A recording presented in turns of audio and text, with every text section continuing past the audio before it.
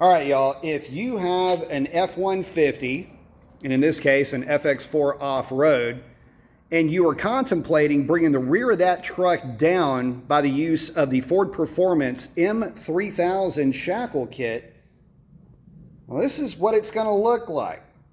It did drop at 1.25 inches, so you can imagine just how much higher that would look when it was stock. It was obnoxious. So anyway, let's talk about the install, and I'll give you guys the driving impressions of this kit on this truck.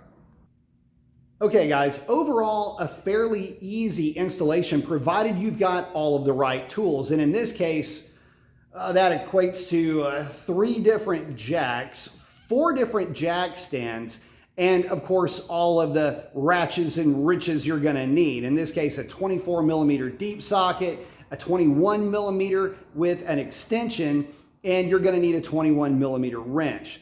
That's gonna get you pretty much everywhere you need to be in this install. There's really not a whole lot to it, but again, you're gonna need a lot of equipment, and if you don't have that equipment, well, you're gonna have to take your truck to a shop. And typical shop rates for a job like this are gonna run between $300 and $500. So, word to the wise, before you spend the money on the kit, make sure you've either got the skill set or the bankroll to get this done. Now, in the process of getting this done and researching this type of an install for this truck, keep in mind I've done very similar work to this in the past, but it hasn't been on one of these 4x4 trucks. And I've done the work enough to know that in many cases you will need pinion angle shims. You don't have to worry about this with at least this particular truck. Now, some truck configurations have 2 leaf springs, which is what this one has. Others have 3.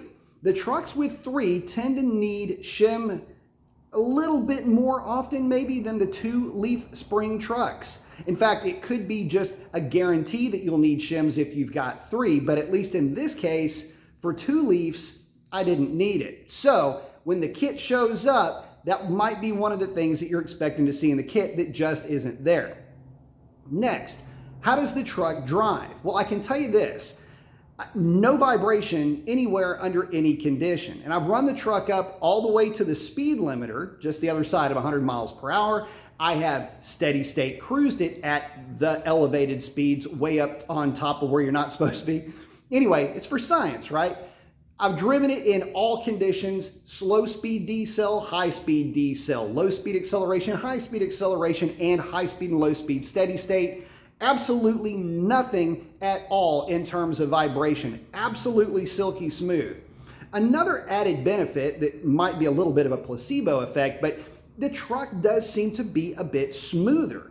Aside from the fact that you don't feel like you're falling over a cliff with that rake being dropped down a little bit, but the truck, for whatever reason, and again, it could be that, placebo effect coming into play here, but it does seem to ride a bit smoother as well. So, no vibration, a definite, it looks better. Let's just end it with that. But the main thing is that no issues with drivability whatsoever. Again, if you're gonna plan on doing this installation, make sure you have all of the tools that you're gonna need.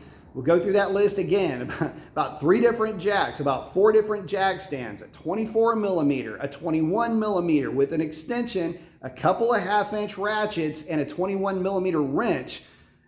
That's kind of gonna wrap it up in terms of tools. If you wanna remove the shock, you can. I don't necessarily think that you need to, but I did with mine, and I think by removing it, it keeps things maybe a little bit more it keeps things a little bit loose so you can move some things around. One tip though that I will give you is take the wheels off of the axle. You may have heard guys had done this job and they didn't pull the wheels off or whatever. That might work if you're on a lift, like a true lift. But if you're doing this on your back, the way that probably 90% of us will be if you're not paying to get it done, yeah, okay, so if you don't remove the wheels from the axle, what may happen is that you may not be able to lift the truck up enough to get enough sag out of the rear axle itself.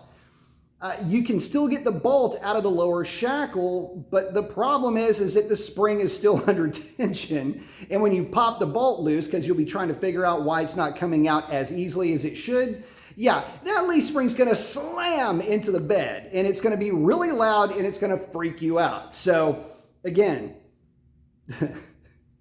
Don't do as I did. Follow the directions that you can look up online, just the M3000HB instructions. You can find that on the Googles. Do that, follow them to the letter, and the install will be absolutely buttery smooth. And with that, guys, I hope that helps you out. Post up your comments. Let me know if you've been thinking about this kit. What do you think it looks like on this truck?